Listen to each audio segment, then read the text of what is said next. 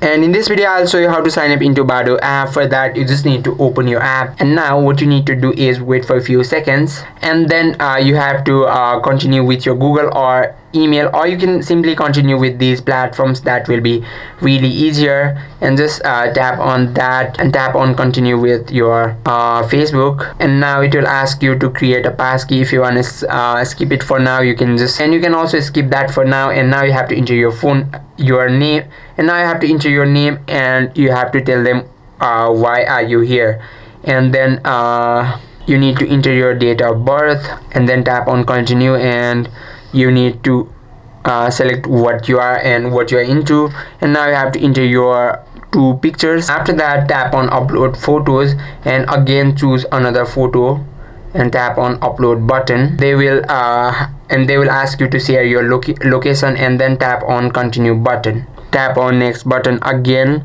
and they will ask you if you want to subscribe. Just subscribe it, or just tap on maybe later. And that is how you can sign up into your Badoo app. I hope this video helped you out. If you have any questions or queries, just let us know in the comment section. Thank you for watching.